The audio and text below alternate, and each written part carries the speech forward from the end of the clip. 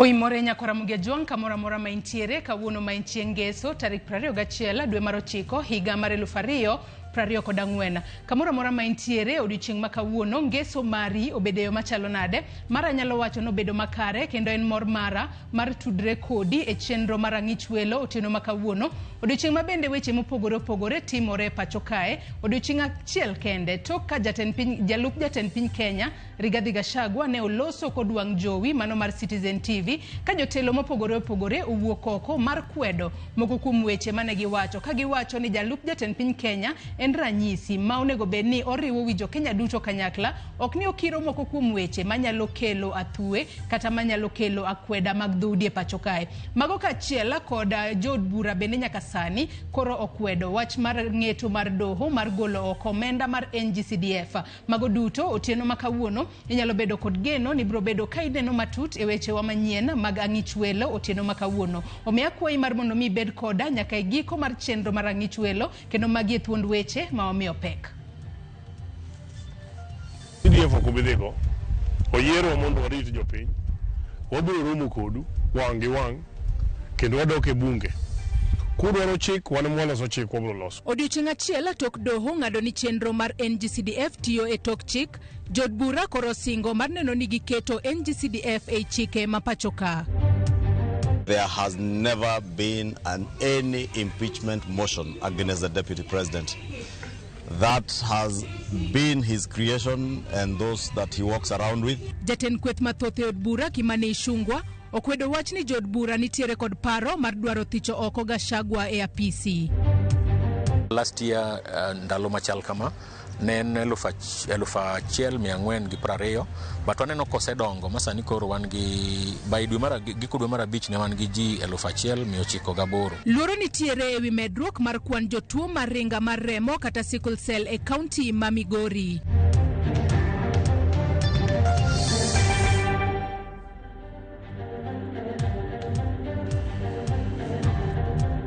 Nyakora mugia juang' ayie mar mondo mi bed kodwa nyaka e giko mar weche manyien mag ang'ich welo otieno makawuono. Nyinga Joyce Oduor antiere kae kod jaloko marwa Wilson Ochuka. Bende par ni nyalo tudri kodwa kichwalonwa paro mora mora ewi weche manyien mag ang'ich welo kokale namba mar ote machuok 236000. Mbui maro mar Facebook kaka pile biro yudo wa Ramogi TV X @Ramogi TV. An bende nyalo tudri koda e Facebook page mara ibiro yuda Joyce Oduor, mbui mara mar X ibiro yuda @JoyceOduor_ machiegni. Jotelo mopogore opogore owuok oko ka gikwedo kaka jalup jatend piny Rigathi Gachagua noloso nyoro kod wang' jowi mar Citizen TV ka giwacho ni kaka jalup jatend piny Gachagua uwinjo wach weche moriwo wi jo Kenya kendo nyalo konyo e tieko achiedh nade mopogore opogore ma jo Kenya ni godo. Jatend kweth mathoth e od bura Kimani Ichung'wah bende okwedo weche mag Gachagua lieko ni nitiere paro mar thiche oko e apisi kaka jalup jatend piny. Ndalo achiel kende bang' jalup jatend piny Kenya Rigathi Gachagua twak kod wang' jowi mar Citizen TV, jotelo mopogore opogore owuok oko mar seye ka giwacho ni kaka jatelo maduong' ok owinjo wuog oko e lela kendo e wang' jowi maduong' konyiso pogruok mantiere kinde kod jatende. Jakom ODM Gladys Wanga oseyo Gachagua e gino mowacho ni en mar temo golo pach jopiny e weche madito mahinyo piny Kenya. Koloso e boma ma Kisumu, Wanga wacho ni twak mane jalup jatend piny Rigathi Gachagua obedo godo nyoro e wang' jowi mar Citizen TV ne owinjo bed mamulo weche mag pek mar ngima kaachiel kod weche mamulo ngima jo Kenya moriwo nyaka chochni mantiere sekta mar somo. When anybody from the presidency comes out to address the country, Kenyans expect that they will be hearing from the presidency, and that is the president and the deputy president, about how they are dealing with these many challenges that are facing Kenyans. Wanga omedo ni nenore ka gima Gachagua nitiere kod ichwang' moro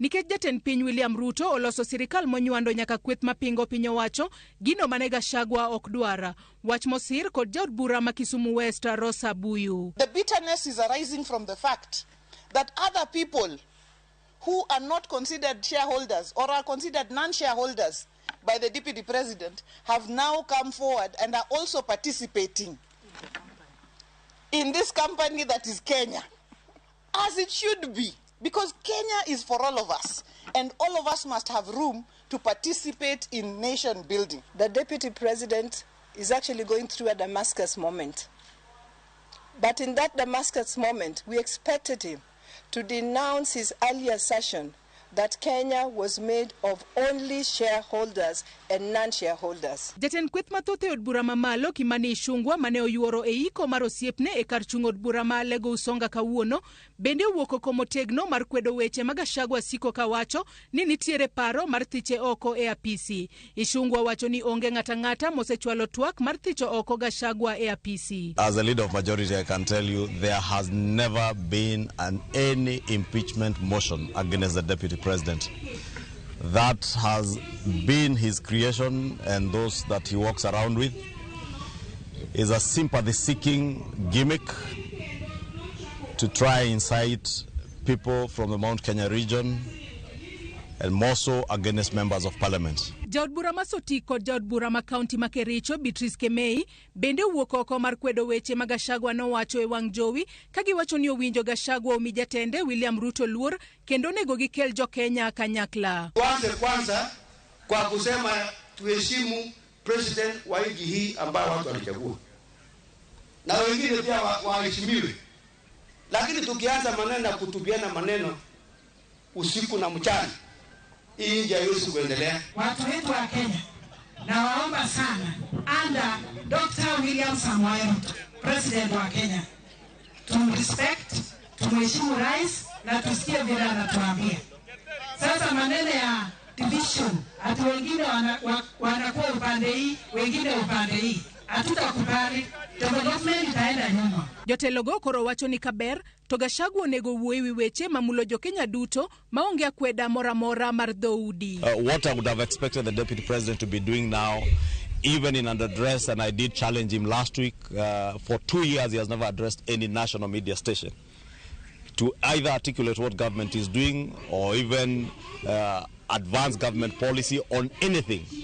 Be it housing, be it universal health coverage, be it the stall projects you talk about, be it even business and the pending bills I had him mentioned by passing. We have never seen him. How I wish he would spend his time to focus on those people-centric issues and not selfish parochial things as he has engaged us in. The sooner he understands that he is the deputy president of the Republic of Kenya, not the deputy president of a certain region. I would like to hear the deputy president speaking about the problems that our fishermen are facing in Lake Victoria with our neighbors, about the problems at the coast, or in Western with sugarcane farmers. Not just speaking about a certain region.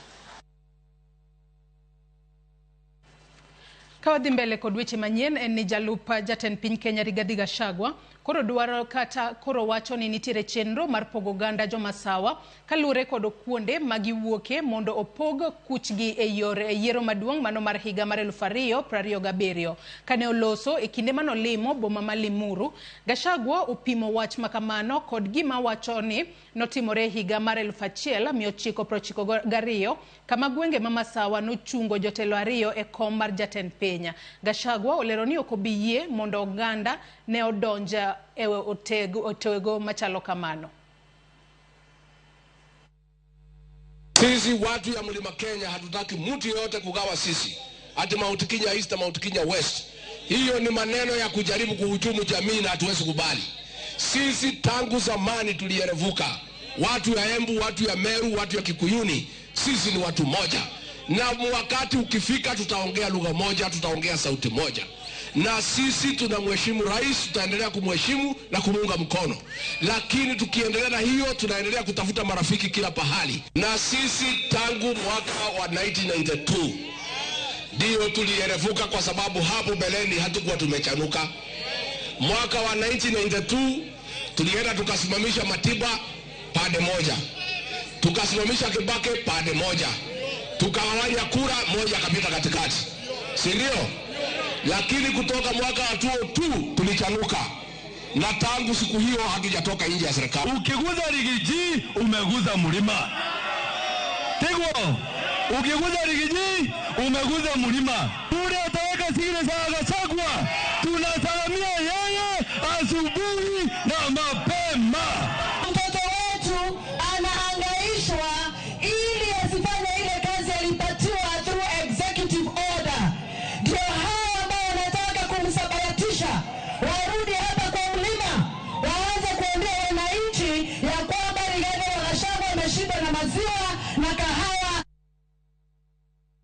mamoko mag mine e kaunti ma Meru opoyo jatend migawo mar arita Kithure Kindiki ka gikwayo jatend piny Kenya William Ruto mondo osidhe kaka ruodh jo-Masawa kaluwore kod ywaruok mapek ma sani dhi nyime e wi jatelo mani kod mbi malach Masawa.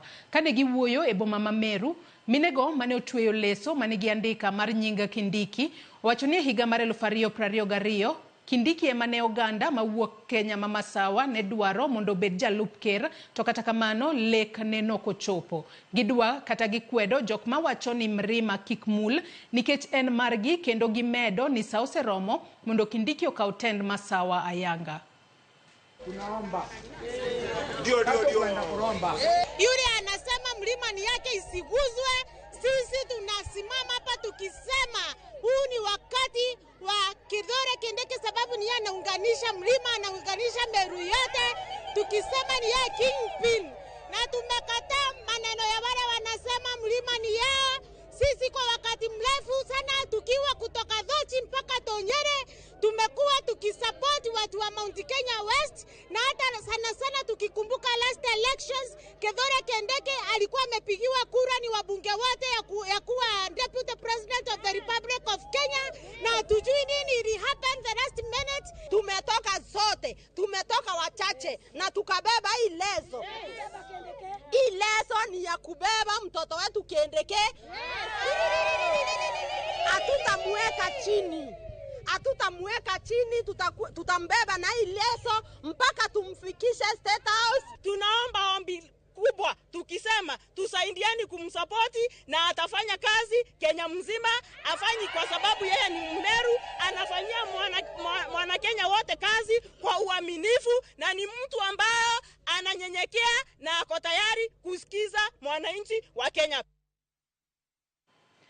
Riwruog kanise mag Pentecostal Churches and Training Institute okwedo e okang' mamalo paro mar chik madhi miyo kanise golo usuru e pachoka e kinde nyasi mane obagi e kaunti ma Nakuru e Yawayanga. Kanisa manie bwo riwruok mar Pentecostal Vocational Training Institutional of Kenya mane oriwo kanise moheo 200.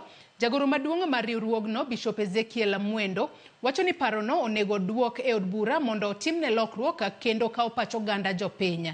Jalup jakom mar riwruogno Bishop Caleb Oruko omedo ni paro mar chikno ne okolu godo yo makare mar kawo paro kuom oganda duto kendo nyalo keto kanisa kama rach mokalo. Tumekuwa na mkutano wa kufungua rasmi hii association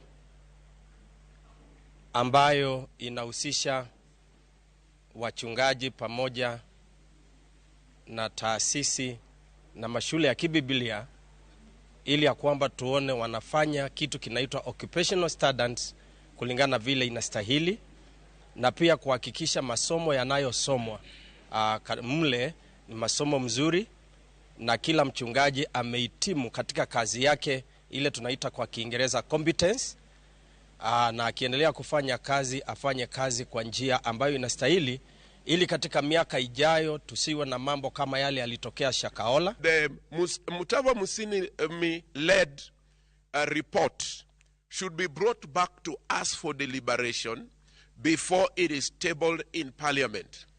As Apvotic, we believe the problem in our nation is not regulation, registration, and connected purposes.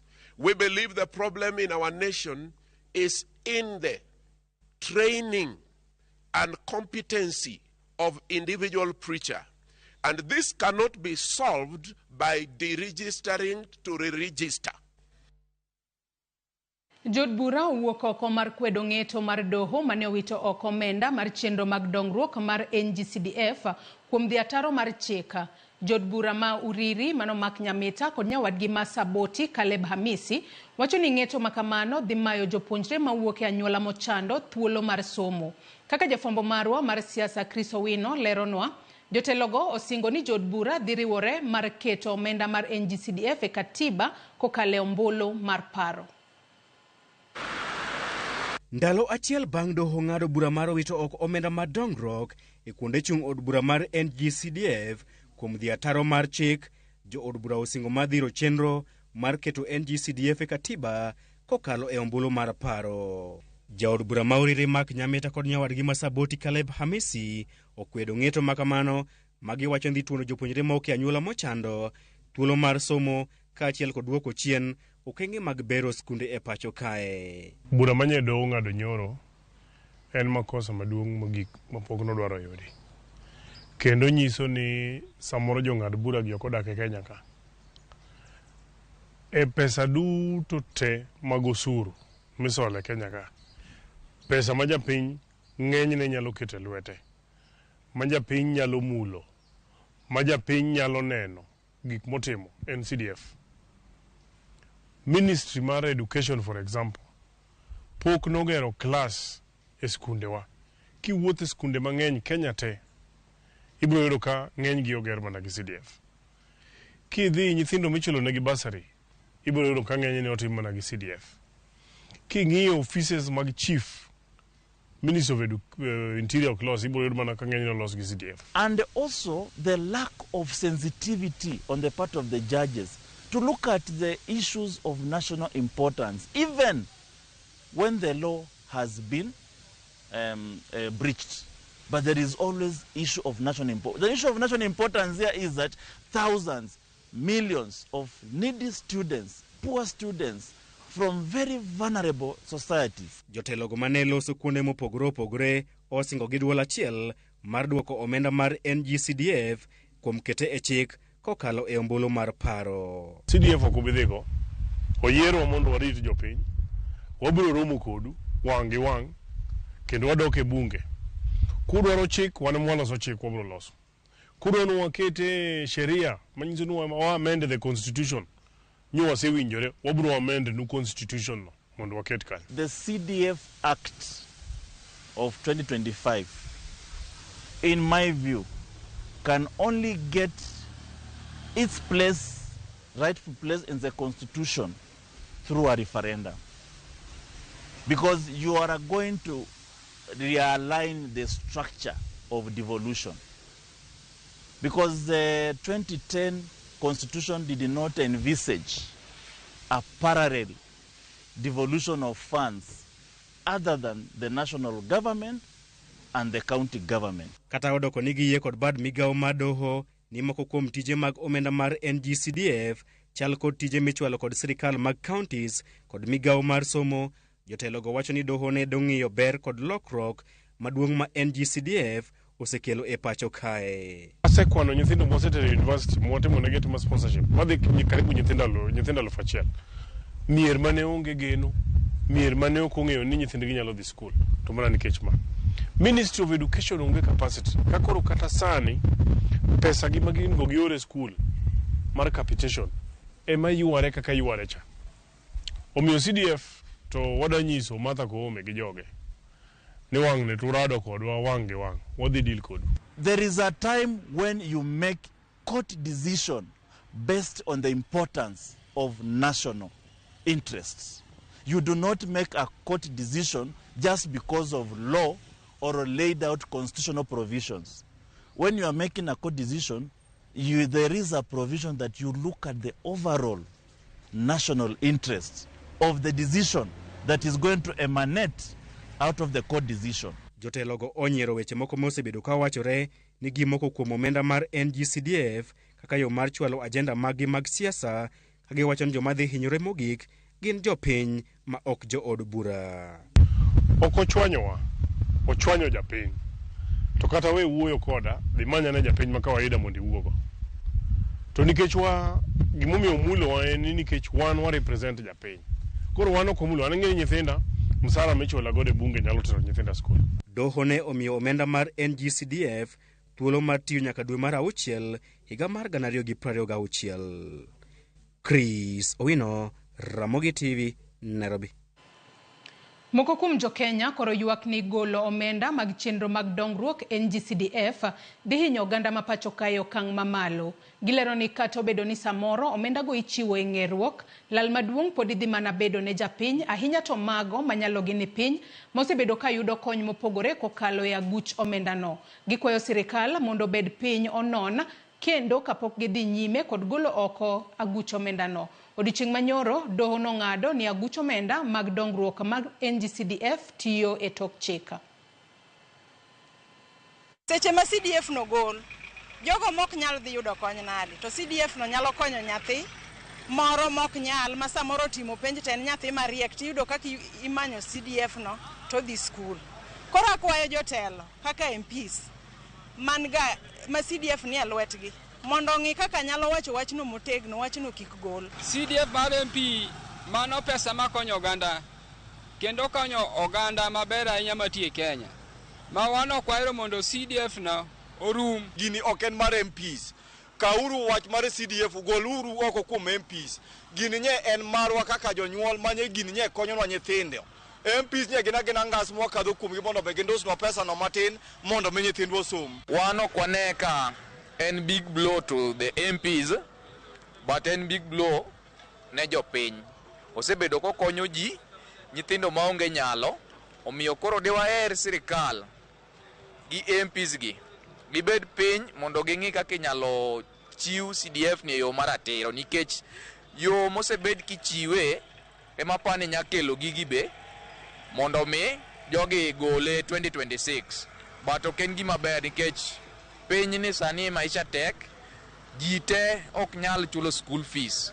Ntie jok mok nyal kabisa to nigi rieko. Koro jogi obotimo nade? Nyakwara Mugiajwang' gikanyo yiena mar mondo mi akaw yoyo mokwongo e weche manyien mag ang'ich welo otieno makawuono. Bang' yoyo makao sani abobedo kaduogo kod wendo mano jaod bura ma Kibra e kaunti ma Nairobi ka mar mondo mi en bende olernwa pache kotudore kod wach mar NGCDF tiyo ataro mar chiko miyo chwelnwa penjo kata paro moramora abobedo kasomogi e kinde mwadhi mbele kod twak marwa e chenro mar ang'ich welo otieno makawuono. Kik idhi mabor.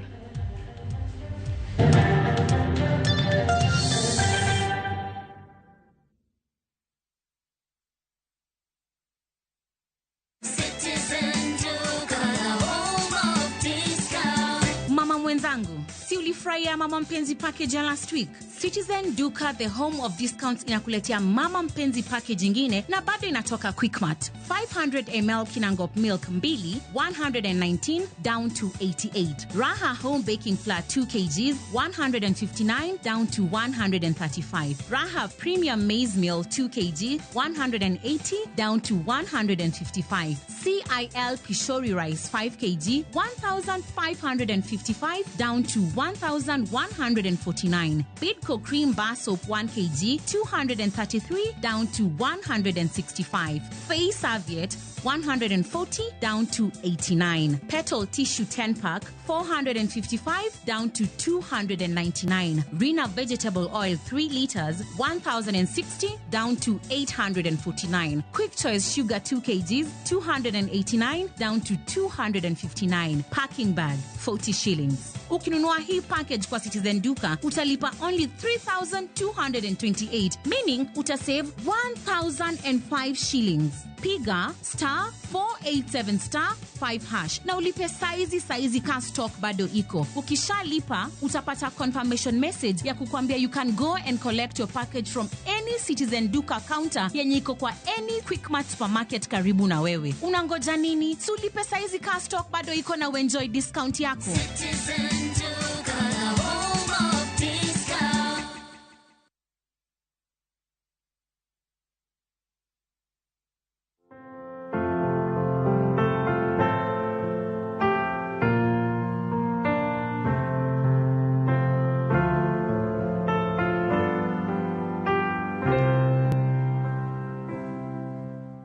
Dial *811*276# to get Amazing Grace as your skiza tune.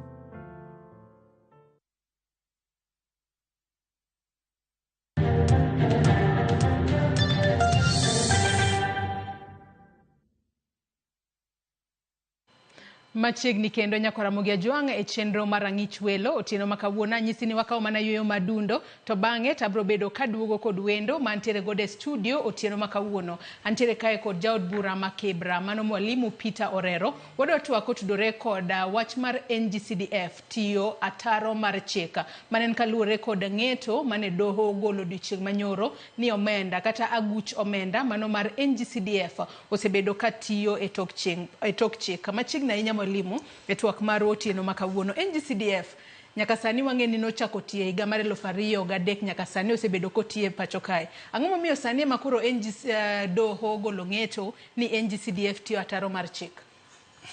Erokamano ahinya Joyce. Aparo ni samoro chieng' moro nawinjo ka Chief Justice ywak ni mondo en bende oyude justice.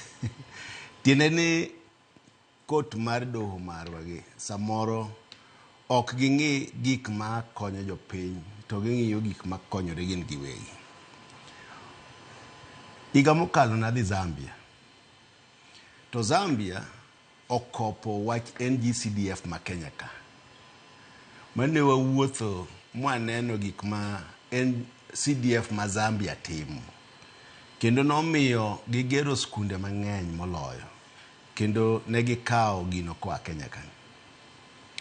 To king'iyo omuom gomenda mimiyo jo NGCDF, iyudo ni mae kama jopiny konyore moloyo gimoro amora. An kane pok abedo mbunge, nayudo ni skunde migero, koro nitie skunde miluongo ni national, to nitie miluongo ni extra county. An ing'e na japuonj, koro nang'e gini. Kato skunde moko nobiro ni skunde mag CDF. Constituency ka constituency e Kenya ka, onge constituency ma pok ogere school miluongo ni CDF school. To bende osekawo higni mang'eny ahinya ma sirkal osewuok mogero school e constituency moro amora e Kenya ka. Mokwongo jonyuol mane timo rambe kagero skunde. To ka sirkal nogolo na rambe onge, emomiyo ka nokel wach NGCDF ni, chon iluonge ni CDF. To no med NGCDF after 2013 Act, 2015, mane iwacho ni gini ok en constitutional. Koro wabunge nobedo piny, mo medo NG, stiende ni national government. Nikech court ne wacho ni function mar mbunge en mar national. Koro okowinjo bede ni ma odhiye mar county. 2010 constitution ka nokelo devolution, ne nitie functions moko mag county to gi mag national. Koro wabunge gitimo functions mag national. Koro negidhi magikete in the act ni koro en National Government Constituency Development Fund. Mane gigolo mbunge, koro ne ok bed directly involved gi kakichano wach mag NGCDF. Koro en otimo na gimoro miluongo ni oversight. Ong'iyo kaka pesa no tiyo. En mana no nyalo wuoyo gi jo board mar CDF. Mondo mi programs ne gimiluongo ni public participation. Gine neno ma jopiny chiwo ni gidwaro nang'o motimnegi. Koro mbunge dhi penjo jopiny ni to ang'o modwa notim e ward ni. To gima gidwa ni otimno ema bunge kone jo NGCDF ni mondo gikete program gi. Ka en gero school ka, to kanye ma gikete program. Mang'eyo ni maga moko kuom gigo mosebedo kutiyo kod omenda no mar NGCDF. Mosenya kuom ng'adi mheshimiwa. Kata kamano odiochieng' manyoro kane waneno ka bench, mano 3 judge bench, mano ng'ado bura makamano, mano moriwo Kanyi Kimondo, Mugure Thande kaachiel kod Roslyn Aburili. Ne giwacho ni giketo mano NGCDF ni en ataro mar chik e pacho kae. Kalure no dhi ataro mar chik, mano mar principle of separation of powers. Mano tiende nang'o? Kalure ni bende e kinde mane ukete mar mondo mi obed chik, nowacho no kuno sumo paro kowuok e od bura mar Senate, kaka jod bura. Mokwongo separation mar powers, wan gi arms mar government adek. Wan gi legislative arm, wan gi judiciary, to gi executive. En mani joluo to tinde wacho ni nitie arm moro miluongo ni Raila, be en fourth arm of the government. Ni wacho ni nyaka nochak tiyo ka onge sirkal to sirkande no be ok dhi mbele. Lakini wawuoye arms ma government miwacho. 2003 ne pok waketo devolution. Devolution obiro gi 2010 constitution. Emomiyo nitie chike moko ma obiro bang'e miluongo ni nigi at variance gi constitution. To jowane ok ong'iyo chikegi maber. Gima ne koto wacho e 2015 to gi 2022 change mar act mar NGCDF. Ni nitie functions moko ma wabunge timo to jo county government be timo. To ne giwacho gin mana functions ariyo kende. Ni wach mar sports mane wagolo. Ni koro sani wabunge ok nyal timo wach mar sports e NGCDF kanyo. Koro sports di ka osegol To koro onge conflict machielo kendo mwachako wadhigo e county government. Ma koro wabunge no yie ni kare sports ni iga mokalo last year. Ni wagol wach mar sports ni mondo wabunge koro odong mana gi gik mag national, magik matimore national. Nikech sports ni timo gi jo county government. Koro mae miyo giwacho ni conflict mag interest mar wabunge to gi mag governors. Samoro governors be dwaro ni pesa ni mondo migi mondo gin magi chiwgo kony gi development to gi bursaries. To king'iyo matut kaka koro un ung'we yamo ka adwa luongo ni mondo ubi Kibra. Ung'e to pes NGCDF ni osetigo nade. Sukunde adi mwaseloso e Kibra nyaka ne wadonji. To upim kendo ni to jok madwaro county government to giseloso skunde adi ma jo piny neno. Kor kuburo ng'eyo ni kare NGCDF ni owinjo owene MPs nikech kae magi gik goiri jo piny. Ting'enyi gimoro ni constitution ni an kaka japuonj onge gimoro ni constitution. Constitution en japiny. Tiende ni ilose mondo odhi okonygo jopiny. Iluongo ni sovereignty of a country en mana mar jopiny. Jopiny ema nyalo ng'ado ni gini ber koso gini rach. Omiyo jopiny ma Kenya ka wacho ni NGCDF ni osekonyo nyithindo gi basari kendo osekonyo gero skunde ma nyithindwa somi. Osegero ute mag polise. Chon ne kidwa gero ka polis udhi utimo mana rambe. Sano yiene jo NGCDF giketo programs magigero go kar obila mobila nyalo bede.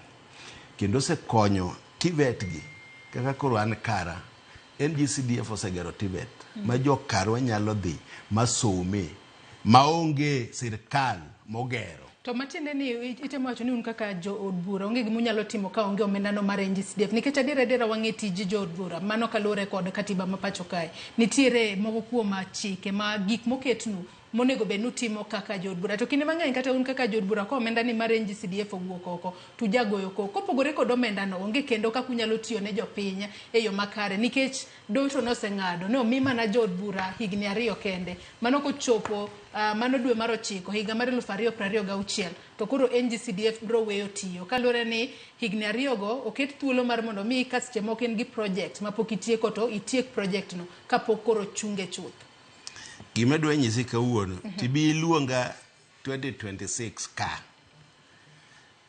ni judiciary go biro ng'eyo ni wan be wan legislators. Gin chik tijgi en interpreting the laws to wan em waloso chike gino gilos chike. Kaka ng'eyo wabunge wadhi loso chike ma NGCDF ni wadhi kete constitution nikech jopiny ywak ni kogol gini. Anyalo chiwo example. Ko wachi ni NGCDF onge ni sirkal ema biro golo pesa. Ka koro sani capitation mowinjo sirkal ogol ne secondary schools o gi primary schools kaka wuoyo kodi sama wuweni pok gigolo kata nus mare. Sirkal owinjo tigi pesa mar gero JSSS sani. Pod nitie skunde maonge kata JSSS. Sirkal owinjo ndik jopuonj mapuonje JSS pok gindiko. Ang'o ma miyo inyalo paro ni ka pesa ni odok e sirkal to koro idhi ger skunde ne jo JSS. Ka koro sani ma pok oger kata skunde go to wadhi e grade 9 ma bende iluongo ni okete JSS e primary. To pod wan gi Nairobi kende wan gi 1,000 classes ma pok oger, over 1,000 classes ma pok oger. Koro piny Kenya mangima to pod odong classes maromo nade. Omiyo wacho ni kopo ni pesa ne odwok ne sirkal onge kaka japiny dhi gi kere sirkal. To kaka wabunge ka ok itiyo ne jopiny maber to bang' higni 5 to gigoli. Onge kaka jopiny dhi chopo ir sirkal to ero nokel nyaka sirkal mar loch gwenge devolution mar mondo mi sirkal obed machiegni kod jopiny. Penjo moro ok adwoko tadwa nadwoke maber. Ang'eni wadong gi dak 2 kende. Ni tiji jabunge iluongo ni wan watimo oversight, watimo legislation to watimo representation. To representation ni tiene ni chung ne jopiny. to ere kaka ichung' ne jopiny. Ichung' ne jopiny ni mondo okelnegi gik ma ginyalo yudo kaka jopiny. Kaka sani kwadwa loso ndara to wadhi e kera kata kura wawuoyo kodgi mondo gibi gilos ne jopiny ndara. To kendo kwadwa tiyo ne jopiny to wakoni owinjo giger skunde makama. To ma nyaka ne wayud independence. Sirkal osegero skunde matin ahinya. To nyaka ne NGCDF B oseger skunde moloyo ma sirkal nosegero higni mokalogo. Omiyo wan kaka wabunge waneno ni doho manochiwo wachno owinjo ni king'ado bura nyaka ing'e interest mar jopiny. Nikech jopiny emomiyo ket constitution. The sovereignty mar county en ni pach jopiny ema tiyo ne jokenya. Koro waneno ni ma kata nobedo ni giwacho ni gino ne ok odhi maber ni nitie conflicts of interest. To nitie mana areas kiariyo kende ni sports. To mano nwaseweyo ni gitim kaka jo county. Yo mane mudhi tiyo godo mar mondo mi ukete katiba mano kokale ombulu mar paro kachiel kod wach ni mogik thuolo mar orumo. Samoro wadhi keto gini kata ka ok en referendum ting'enyi kwasekete act of parliament. To wadwa ni wakete constitution makuponi nitie referendum to bedo passed referendum. To kwa kete udhi bire bill keto bedo act of parliament. Makoro wang'iyo ni to ang'o momiyo wanyalo tiyo ma waonge go conflict gi jo county government. To be wachich ni county government gi lwetgi ni e iye ka nikech omenda ni gineno ni owinjo kik obed ne wabunge owinjo dhi kocha mondo gikony go jopiny. To wawacho ni senate bende owinjo watigo maber wawinjre kodgi mondo omi wachen CDF ni wati gi senate to kendo wati gi wabunge mondo wawuogo kanyakla mondo wach ma musunguti mantie sani wach matek Kenya mar NGCDF ni watieki. Lakini adwa nyiso jopiny ni wan kaka wabunge kwadok e parliament sani wach maduong' wadhi ng'iyo ni kaka wasebedo ni watiyo ne jopiny maber gi wachni oko bidhi kamoro gibed mana gi kwe. Erokamano ahinya Mheshimiwa Peter Orero, jod bura ma Kibra kuom kawo thuolo mar otieno ma kawuono ibiwa twak otudore kod NGCDF tiyo ataro mar chik. Ang'eni twak ma kamae pod wanyalo kata dhigo mbele chenro magwa mamoko juma manyien. Nyakwara Mugia Jwang'a yiena mar mondo mi akaw yoyo madundo gi kanyo bang'e taduogo kod weche manyien mag ang'ich welo. Kik idhi mabor.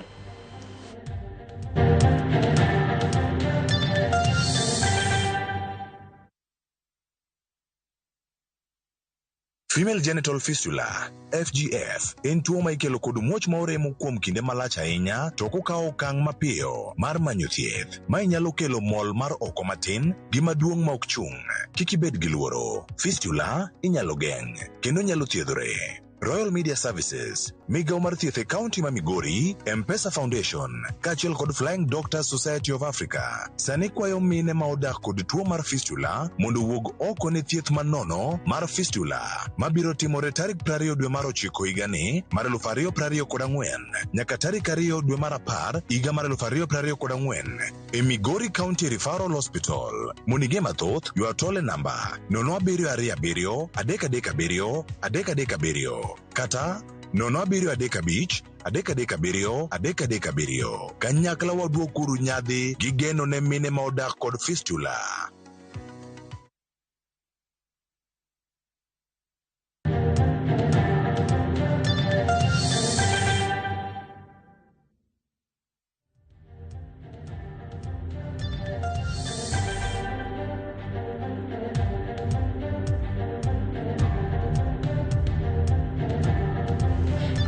Nyakwara Mugia Jwang'a goni erokamano ahinya kuom bedo kodwa e chenro mar ang'ich welo otieno ma kawuono. Ka be naneno ka Austin Oyu wacho ka naneno chenro makare ka an katito gemrai e Nyakach to wach mar NGCDF to sekonyo jopiny kendo e pes sirikal ma jopiny nyalo mana neno. Erokamano ahinya Nyakwara Mugia Jwang'a med tudri kodwa e chenro magwa duto mag otieno ma kawuono gi kanye mochopo gode giko mar chenro mar ang'ich welo ibed koda odhiambo makare kendo warom kendo e weche manyien mago imore. Oriti masani nyinga Joyce Oduor nantiere kae kod jaloko marwa Wilson Ochuka.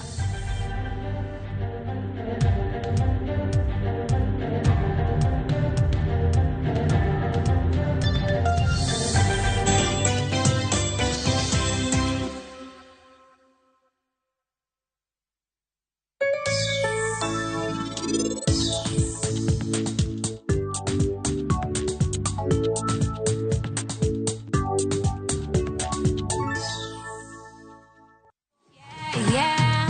Lazima tutafute, tukafunge. Yeah, yeah. Make it happen right now, right? Yeah.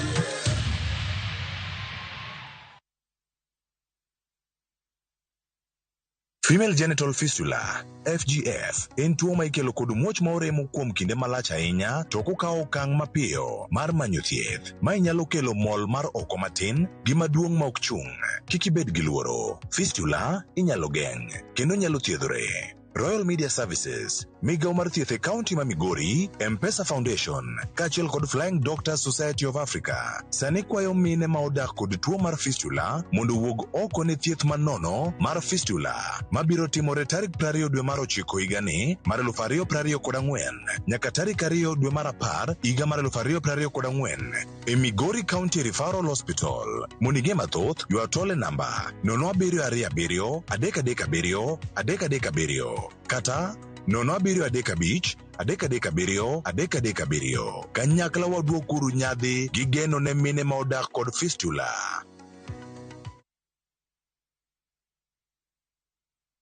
Mimi naitwa Kefo Kotoko kutoka Rongo.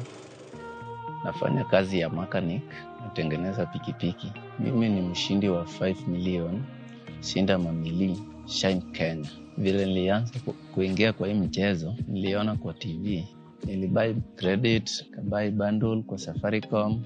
Mpaka siku moja nikapigiwa simu kwa Safaricom, mimi ndio mshindi wa milioni 5. After confirm hii pesa ni ukweli, nilifikiria kufanya biashara yangu ya hii ya mechanic, nifungulie bibi duka, nijenge nyumba. Hiyo ndio ilikuja kwa akili yangu. Today we celebrate not just a single winner who of course